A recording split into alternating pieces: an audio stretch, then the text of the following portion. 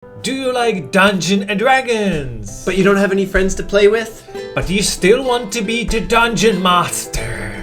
But you have a potato PC. Well, now you're in luck, because there is Guild of the Dungeoneering. Free from the Epic Games Store starting November 18th for 1 week. Claim it and keep it forever. What was the genre of this game, Caleb? Ooh, that's a tough one. It's a Dungeons and Dragons simulator on kind of withdrawn animation, but it's more of a game master simulator because you're not playing the hero. You play the person who creates the dungeon and places the monsters and makes the story. So this isn't a genre, but it's kind of creating a new genre of Dungeons and Dragons Game Master Simulator. Well, as you said, the graphics is very simple because it's like with a pencil on the board. So it's two-dimensional, but for example, if you equip armor, it is visible on you. So even though it's simplistic, it's quite nice actually. Along with the visuals, we could also talk about the audio.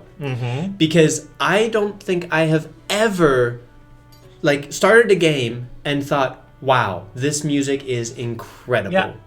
But the music and the very rare voiced moments are excellent.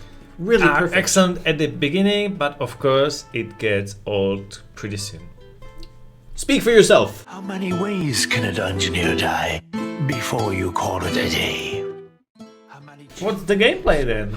So you get different dungeoneerers, people who are going to explore the dungeons, and one by one you send them through the dungeon. Later in the game you will select the character that can face the challenges of that dungeon the best, and then you actually have to construct the dungeon in a way that gets the hero through the dungeon successfully. Well, basically the challenges are turn-based combats with the enemies that are already in the dungeon, or you can put other enemies in the dungeon. Why would you want to do that? Because, for example, if you want to kill boss, you still need to get first more health, more armor, so you need to kill smaller ones. So you're gonna be able to put not only to fill up the room with gold, with rooms, with enemies, and all this is using cards. This is basically a card game.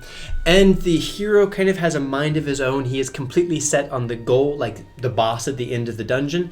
So if you don't construct the rooms and corridors carefully enough so that he levels up in time, he'll just go straight to the boss as soon as he can and probably get his head smashed in. Yeah. So let's go to Should You Play It? But before that, you should know that this game is free from Epic, and this channel is all about free games from Epic. So that's why we do it. We review every single weekly free game from Epic. So I was really surprised by this game. When I first saw the visuals, I did not think this would be for me at all. But it is actually a new concept. I think the way that you play it, and it's quite engaging actually.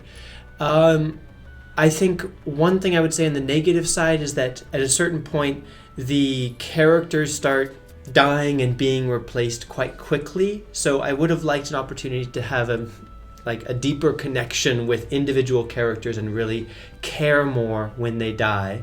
But because they're replaced so quickly, that's not really possible. But the mechanics are quite engaging, and the opportunity to kind of build out your guild and improve it.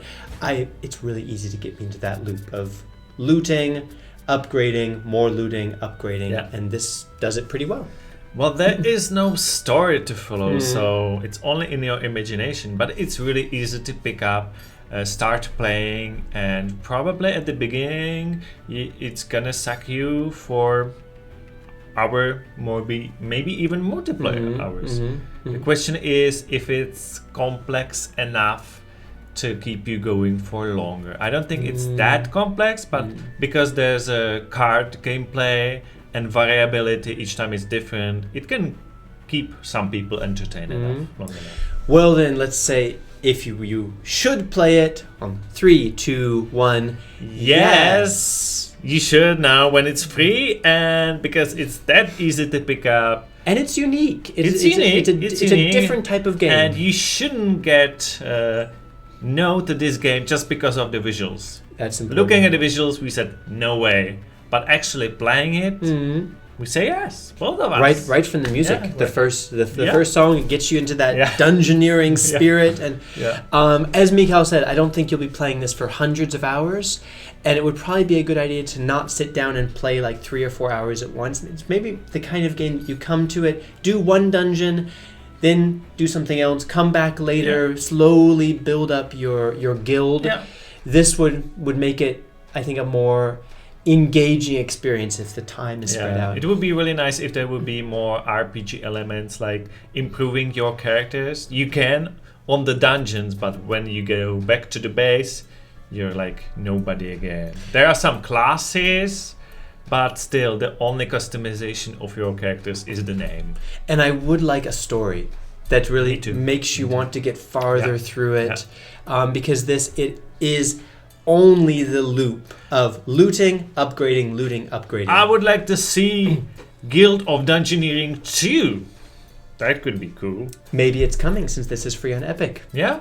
Well, We'll see. give it a try. This is probably the type of game that you thought would not be very interesting, but it's And worth this giving is it the a try. type of game you never played, so That's right. maybe you should consider trying something new. And then tell us in the comments what you thought of it, and check out all of our videos about more free games from the Epic Game Store. So stay tuned and see you next time. Bye.